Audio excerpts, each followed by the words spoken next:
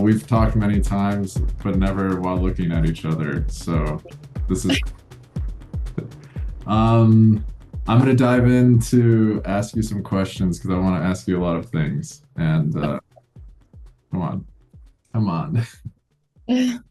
Thanks for being on here with me, by the way. Yeah, thank you. Um, I'm Alyssa, not nervous. you're not nervous. I'm nervous because I don't know. No, I don't know why this is so weird. It's just because like we're friends, but like only on the we internet. probably should we should have zoomed before, but okay. It's just no, this is good. It's like the right vibes of being this. Okay. Elizabeth, you are the author of many books, including your new novel, American Thighs, and one of the best books I read last year, Saul Stories. And you run the popular online literary magazine, Hobart, and SFLD Press. Before we get into your writing, your literary career, I do want to mention our relationship to each other, which you brought up when you interviewed me. I want to reiterate it here as I think it will give some context to our public conversation. So I remember meeting very briefly back in 2021 when you were in Los Angeles doing some readings, but we didn't really have an opportunity to connect at that point. Several years later, in the summer of 2024, I was in the midst of promoting one of my books, and I reached out via Instagram to ask if I could send you a copy. I'm not sure who brought this up first, but we both soon realized that we were each going through a divorce. Maybe it was our geographical distance, the fact that I don't have many close friends who have been married, let alone have had their shit blow up, or that you were just open to talking about it, but I somehow felt safe divulging these extremely personal details in my life to you as you were doing the same in reverse. And so we went deep fast. And for several months, we were exchanging voice messages on an almost daily basis. So we developed this long distance friendship very quickly that I don't think would have been possible if not for these external circumstances. You sent me a couple of your books, one of which you claim to have been your unsung hero. I think you used a different phrase, but I assume people will get the point. The book is called Saul Stories. It's really fucking good, and we're going to talk about it in a minute. But first, I want to flip a question you asked me back onto you because I'd love to hear your perspective in the context of a public conversation. Uh, both of us have written novels, essays, and short stories that mine our personal lives for details. I'm not 100% sure how much of your work is autobiographical, but for example, you published several divorce poems on your website in the summer of 2024, accompanied by photographs of you and your ex. You pointed out in your interview questions to me that I've admitted to a degree of shame in having written so much about the personal details of my relationships, divulging private and volatile moments between me and the people I've loved.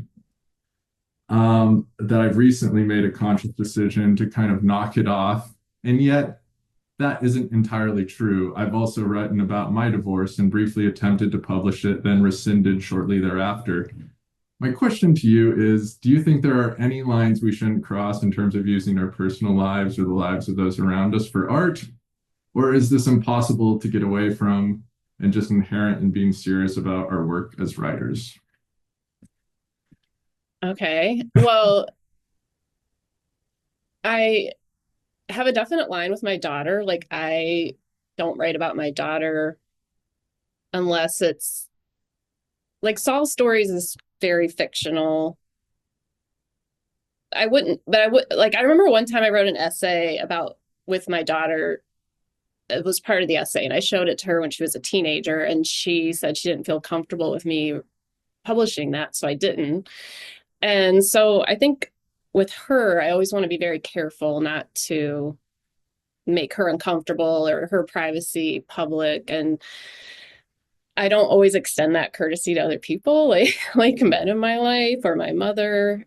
And I'm not sure if that's a good stance to take. It's just I don't know. I just really like I just don't ever want to upset my daughter is basically it. And maybe I should be that way with other people in my life. I don't know. I just have always said to people I'm dating or uh, married to that I wasn't going to censor myself. Um, I don't know. I don't know. How do you feel about that?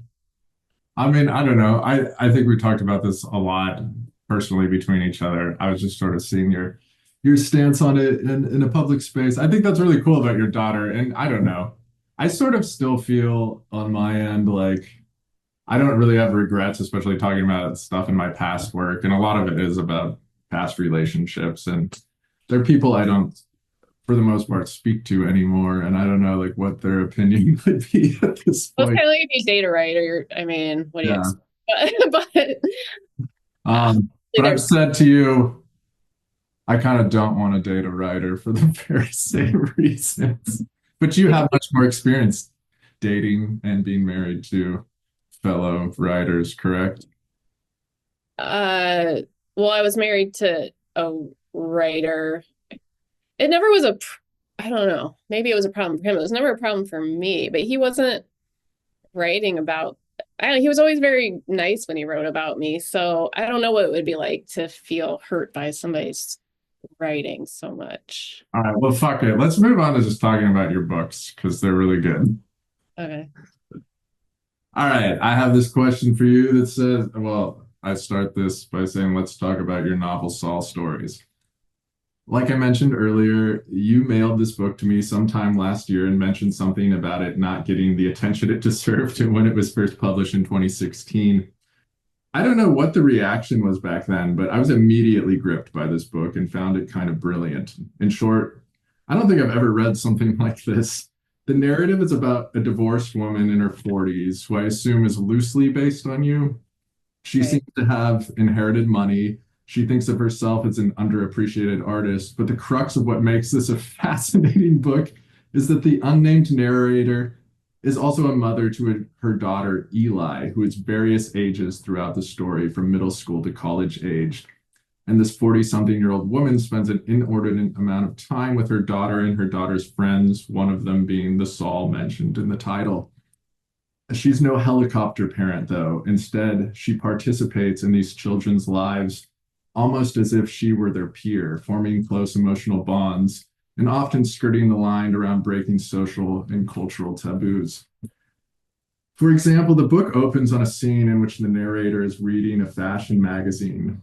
Saul asks, or rather tells her, to put on a cocktail dress so that he can photograph her and attempt to recreate one of the pictures in the magazine. The woman changes in front of Saul, gets down on her hands and knees, and poses provocatively, doing her best to mimic the fashion spread. We as readers don't yet know that Saul is only 12 or 13 years old. Later, the narrator discusses in her interior monologue the fact that she's been photographing her daughter in the nude since a very young age. I believe this is a reference to the controversial artist Sally Mann. In any case, there's some grappling with the moral implications. You write from the perspective of your narrator. I see that I'm veering away now from my hypothesis that there is nothing inherently sexual about the unclothed human form in adulthood or youth, toward the hypothesis that it may be perfectly normal to find the unclothed bodies of teenagers and prepubescents attractive in some manner. I think I believe both to be true, or I'm unsure. Let's move on. In my reading of your work and in my conversations with you, I'm reminded of two themes, or maybe I'd call them objectives: moral ambiguity,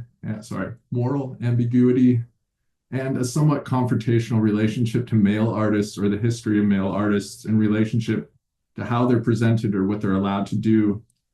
Meaning, this book, if written from the perspective of a man, would feel more gross, but also more ordinary, as we already have Nabokov's Lolita, all of Dennis Cooper's work, and many other novels from men that go overboard in their exploration of adult sexual desire in the presence of children. Can you talk about these themes of moral ambiguity in your work, specifically this novel? And am I wrong in reading into this provocation around what female artists are allowed to do in relationship to men? Obviously, this book stands on its own, but it does seem to contain a hidden dialogue. Also, let's just talk about this book and what you were attempting to do with it. It's a lot. So, yeah, I had like a bunch of different answers, and now, okay. Well, one thing is Lolita is a sexual relationship, and in Saul Stories, there is no sexual relationship. There's like So I was interested in that. In like, can an adult have a friendship, a female adult have a friendship with a male 13-year-old? Because I think whenever we see that in art, we assume it's going to be sexual, that there's a sexual component to it. And so I was just interested in going into that relationship in a non-sexual manner. And then also, like, yeah, I have seen, actually, I read about a male artist in Vanity Fair that had taken nudes of his children too and used them in his art. And then when they were adults, half of the, I think the males were like okay with it and the females weren't. I can't remember. I think his last name is Rivers. But anyway, I was just really fascinated by that. And the role of a parent that's an artist with their child as the child becomes their own individual. And I don't know, there's just a lot to explore there that I don't think had been explored before. And I wonder if that book doesn't do well because of the subject matter. Like people assume it's a reverse Lolita and maybe shy away from it. Yeah, well, I think you might be right. I mean, it's hard to explain that book without talking about it in those sexual contexts, but you're absolutely right that it doesn't really go there, but it's sort of discussed in the narrator's mind as being like a presence, but more a presence of like what other people might think about her relationship to these children, right? Perception. Right. The Yeah. perception and I think I had, I was friends with my daughter's friends to an extent and did have some adults in my life kind of make comments about that. And um I don't know. And that's another thing with my daughter. Like I feel like she's never read this book and I don't know how she would feel about it. I feel like now that I'm older and she's older, I kind of look back and question a little bit of why I was so close with her friends and like have some other thoughts about it. But yeah, I think in the art and in the novel it's an interesting thing to explore. And I did have an agent that did want it to become a sexual relationship in the book because that's what's expected, but that part bored me. Like I didn't want to go the easy cliche way. I kind of love that. So let's step back for a minute before I get to the next question, because I'm sort of going to ask this in in my next question about American Thighs, but there is kind of like a very specific style differentiation between this novel and the next, and I'm sort of curious, like what was the inspiration, if you had any, from like a style point of view to write Saul stories? Because I'm only reading your stuff in the context of three books, and this is the one novel that I think is like, I think you're right. I mean, in my opinion, I haven't read all your stuff, but this is like the one to check out if I were just to give someone like a piece of advice on like what is a good Elizabeth Ellen book. But I think a lot of it is not like the subject matter is really kind of intriguing, and especially the fact that it like rides that line and then never goes there, but it's always like an undercurrent, right? But Hmm. it also reads like, I don't know, I don't want to say poetry, but anyway, I'm going to throw that back on you. What is like the stylistic objective here? Well, I wish you had read Persona just to have like a Oh, okay. stylistically. I just as a because I feel like they're similar stylistically written. Because I was writing, I don't know, I can't remember when I wrote Saul Stories who my influences were, but definitely, you know, more like Dennis Cooper or more like the the writers that I was influenced with Persona that with the similar like Lydia Davis and Diane Williams and I don't know, very stylistically minded. And I'm super unfamiliar with them, but what did they write? Diane Williams and Lydia Davis. Yeah, I don't. Oh, Okay. I feel like they're the female Dennis Coopers as far as like writing, Okay. this the style of writing, like flash fiction and um like Diane Williams does Noon Annual Magazine. Do you know Noon? Okay. Oh, sorry.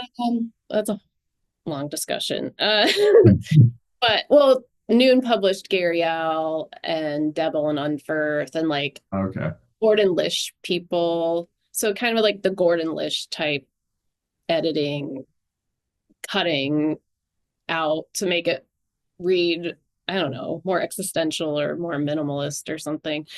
Um, so that's how I wrote. And Saul Stories was actually not a novel. It was just I had written some stories, and my friend Chelsea Martin realized there was a bunch about Saul, and she goes, "You should put these all together and call it Saul Stories." And I was like, "Oh, that's a good idea." So it was just something that kind of happened. I didn't set out to make it a book. It just happened to become a book because I had written several stories about this Saul character. So it kind of just accidentally became a novel, a collection or whatever. All right, well, good. It's very good, everybody who Yeah. listens to this. I hope more people read it. I remember Tao Lin saying it was my funniest book. Did you find it funny? It is funny. Yeah. Okay. I don't know. I mean, I like it better than everything I read from Tao Lin, so but I'm a little biased. Okay. Well, anyway, yeah, just the fact that he said it was funny because I didn't really think of it like that until he said that. I mean, it is funny. All right, well, let's talk about your newest novel, American Thighs. Another book with themes of adult sexuality and the presence of minors. But Um, no style. well, there is a style. This is very different. In short, the book is about a former child actor who steals her daughter's ID so that she can relive her stolen teenage years in a Midwest high school.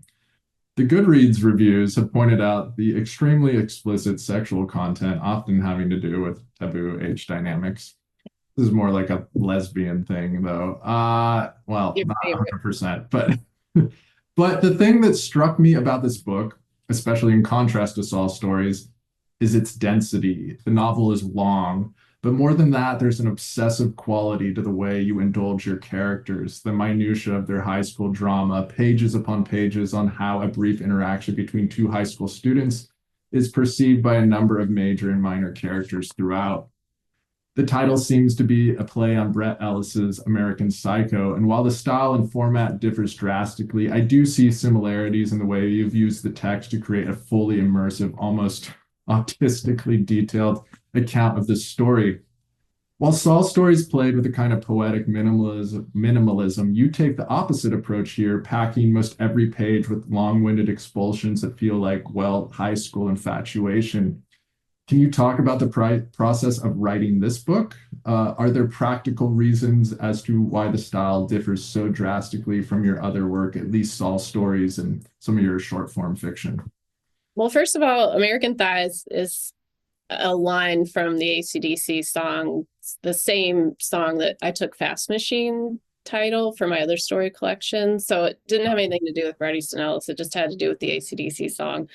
Well, you But did like have an alternate cover that apes yeah, the. yeah, I did have an alternate cover. But when I picked the title, it didn't have anything to do with Bret Easton Ellis. But well, I wrote this book with the 90-day novel. Do you know that book? Yeah. Okay. So like you're now the third person that I know of to do Right. this. This is like Yes. that's Elle Nash and you. Okay. Well, I think I was Pre-funded them. telling Elle about it, and then she ended up doing Um, it.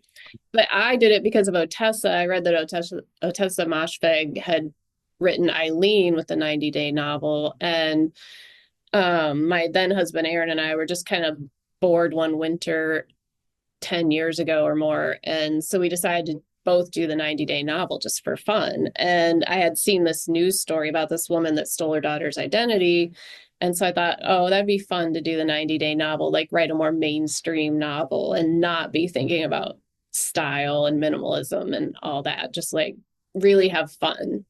And so that was what I started out with, the news story and just Aaron and I entertaining ourselves doing this 90-day novel and not thinking about literary fiction so much, but just having fun on the page. So that's probably why it's completely different. And a few of my friends, they wouldn't even read it. They read like a couple of pages and they're like, this isn't you. I don't like it. I hate it. And so Like Julia Escoria was like, no, no. And I think Chelsea Martin maybe the same. I don't know, just like it's just not what they wanted from me. So, but I had fun with it. And I remember Aaron liked it. And so I don't know. I just went a different way, just to entertain myself.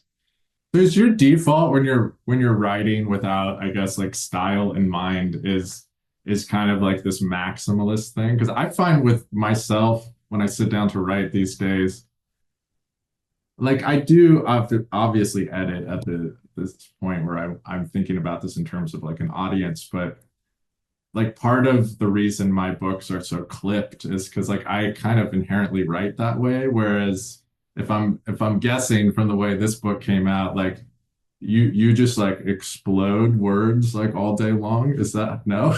Well, Okay.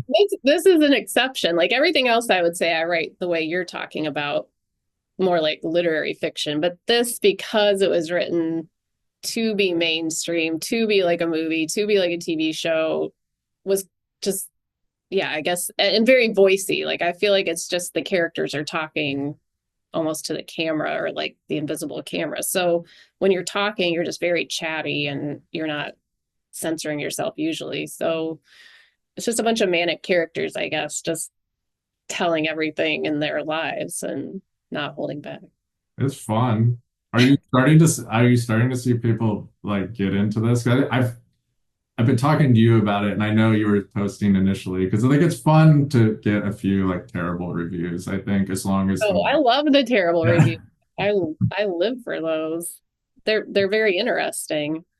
I agree, but people are starting to like this book quite a bit too. I have Right? no No? idea. Well, okay. I know Danielle Chalosky loves it. Let's Oh just yeah. consider. Yeah, I love that she loved it. And there's been a couple other female writers that I didn't know that have come to me and said they loved it. It's one of their favorite books. And so I was really surprised because I have no idea. Because some of my friends hating it, like I just didn't know what to expect. So the fact that anybody loves it is great for me. Like, How did you get this in front of Christoph at Clash? well, so it was just kind of on my laptop. I had, since my agent didn't like it, and I saw it as a mainstream book and I didn't want it to be small press. And so I just kind of put it away. And then our friend Elle Nash was like, you should send it to Clash. Maybe they would like it. So I sent it to Clash and immediately or very quickly they took it. So Elle Nash is the person that suggested I send it to Clash. Wonderful. Well, I've been rejected by Clash, so you at least you got in the door. All right. They get a lot of submissions. They do get a lot of submissions. No, they were Christoph was really sweet about it. I mean, I don't know. This is something that's still out in the universe. I'm not really shopping around at the moment. But back to you. I want to talk about your short story collection, Her Lesser Work, which Oh, features on the cover a bathroom selfie in which your tits are fully exposed. one of them. Bravo, by the way. Um, you had pointed out we both have a book cover with a similar framing. Yours is just more provocative as you're a woman. You asked me to Go ahead. you asked me to revisit this collection, a few stories in particular. In the interest of time, I'm going to focus on the one titled YOLO. The gist of the story is that a married woman encounters a young man breaking into her home.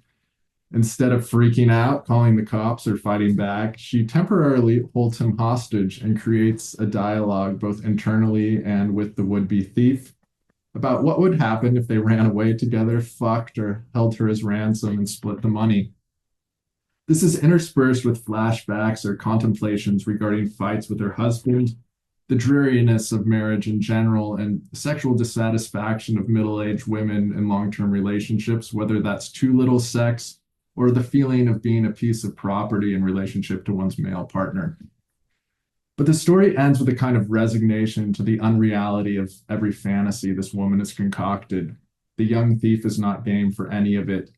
Despite this, she mutilates herself as if someone had actually kidnapped her and leaves her severed pinky on the kitchen counter, along with a note to her husband telling him that she's leaving of her own volition.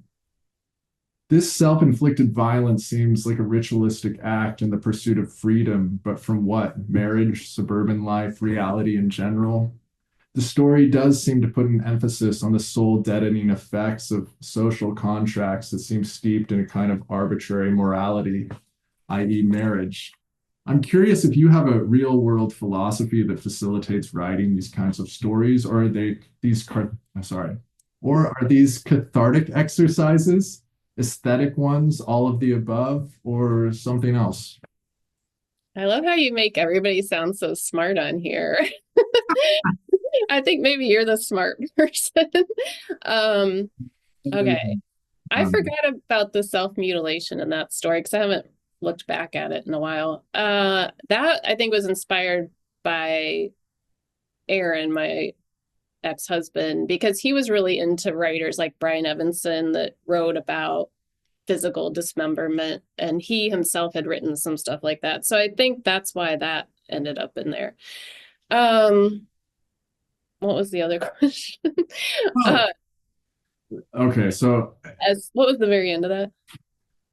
well, because I see this, there's this sort of like, again, from the very first question, I see this like philosophy almost of like moral ambiguity that runs through all of your work. And that seems like really emphasized in this story. And I was asking if like you have some sort of like real world philosophy around this in which you inject into your work, or are these sort of like cathartic or aesthetic exercises for you, or something completely different? I think all of the above. I think I always liked Camus and the stranger to be cliche, and the girlfriend being like, "Do you love me? Do you want to get married?" And him kind of being like, "Yeah, either way, like, it doesn't really matter." And I want to be like that. Like, I think that that feels more artistic than having a lot of emotions and dysregulation. And so I think in my writing, it's easier to be controlled emotionally and it seems more artistic. And also, I think after getting canceled a couple times, then I was like, what is this morality that everybody's pretending to like care about? Like, do you really think there's good and bad people and evil? And I don't know, it just made me question all that. And so then I leaned toward not believing really in morality and it just seeming similar to religion that people just, they say with the Bible, you pick and choose what parts you want to cling to. And with morality, it seems the same way. Like people are always like, can look at other people morally, but not themselves. You pick and choose your morality. So then it just seems like bullshit. So I don't know. I guess that's what I'm exploring. And also back to the cover. That's what I was going to say. The cover of her lesser work, I think, totally handicapped that. Like, I don't think people wanted to buy it because of the cover. It's just like, but I guess that's kind of why I did it. So, because I think a lot of the stories in there are really good and aren't being read. So I think I handicapped myself a lot. Like,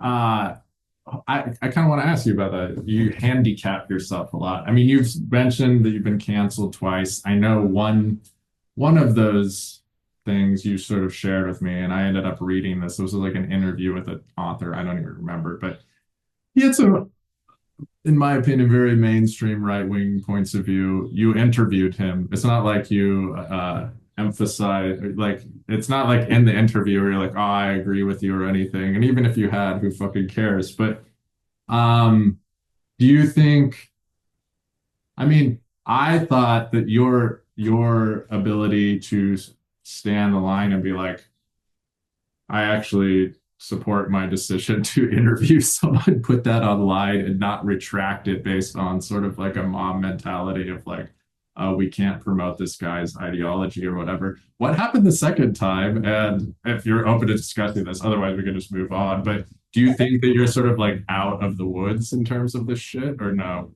Do you think it still like clings to you as an well, artist? So um, the overhead plane or something. I don't know if Zoom is picking up on that. Okay. no. Um, well, the Alex interview was the second cancellation. The first cancellation was in 2014.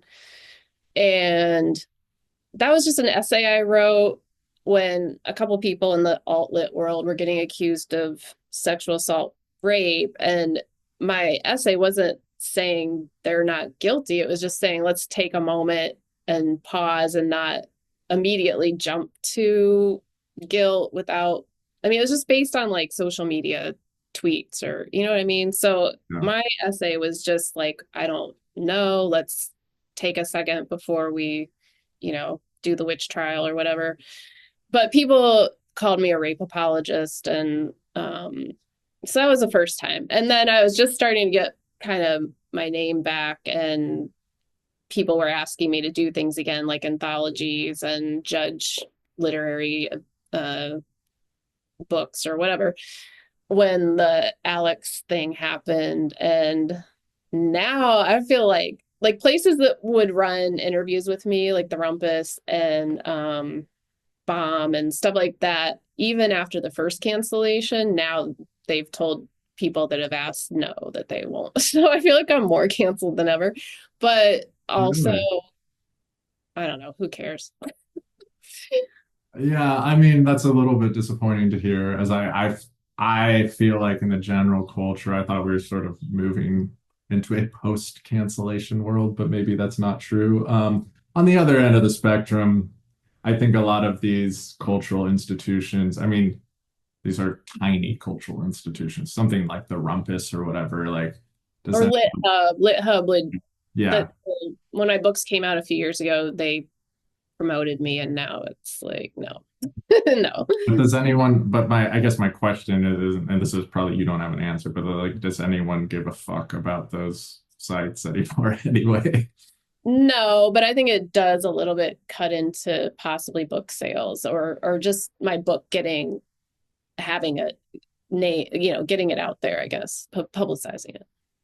But Okay. whatever, it's the price Yeah. you pay for not backing down.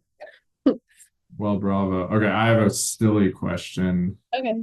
that Anna Dorn and I want to know because I was texting with our mutual friend Anna Dorn, who is also quite the contrarian, I've learned. I love Anna Dorn, and I just want to say that she was a person that was like, please let me be an editor at Hobart after the whole Alex debacle. Oh, So I mean, I love her anyway, but I admire her for that too. yeah, Melissa Broder introed me to her. Then you said that you were really good friends with her, And and she's a great writer. she is a So great writer. But she's super fucking fun too. I'll just put that out there. I'm in the middle of reading her book Perfume and Pain very slowly because I'm reading like five people's novels right now. But you need oh, to read men writers. huh? Oh, you're reading a lot of female writers. I currently, but that's not always the case. So at the moment I'm reading all women, but this will change. Actually, that's not true. There's one guy. Anyway, whatever the fuck. Back to the this is a very important question. Texting with Anna Dorn about you. I mentioned that I can't text you photos or videos, only send that stuff through DMs because you've told me that you purposefully don't own a smartphone. I Yeah. assume that because smartphones are the biggest time sink in our modern world, and that's not the question. Anna and I want to know what you're taking your nudes on. Like, if you don't have a smartphone, what camera are you using to take all these slutty pictures you post I online? have I Oh have a shit! and this is my phone. What is that? Where did you even get this phone? How do It's you? it's called the light phone. It only texts or phone call. But if you send me a picture on here, it gets forwarded to my email. So you can send a picture, it just goes to my email. But then this is not as like we can't have like an immediate conversation about this photo. It's I don't want to do that. No, no, it I would see a little box, like a square, and then when I get on email, I would see the photo. And then this is my camera that has a self timer. All right. Well, that's good. What?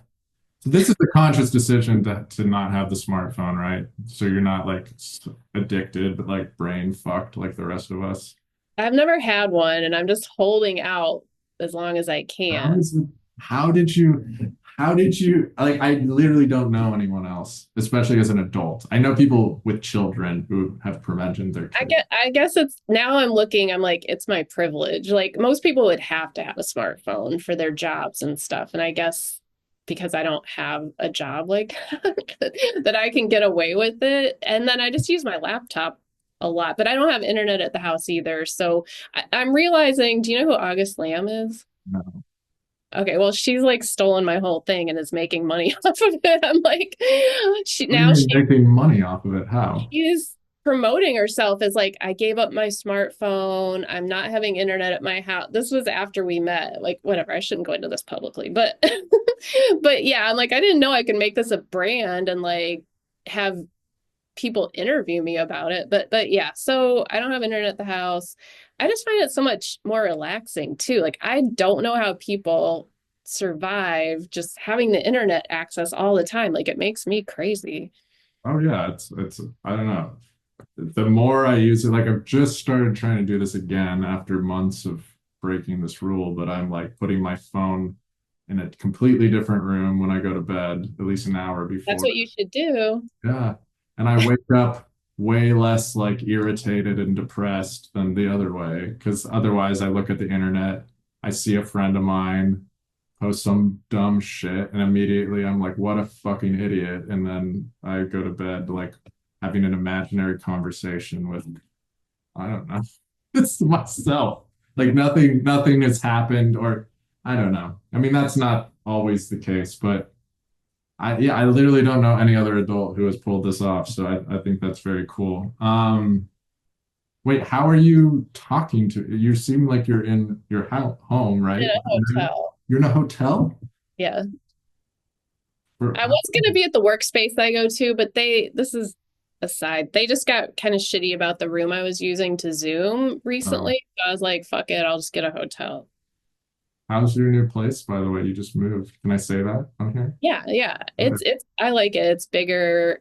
I like it seems more artsy. I don't know. I like it a lot better. Fuck yeah. Well, we have like 2.5 minutes left before my free Zoom kicks us off.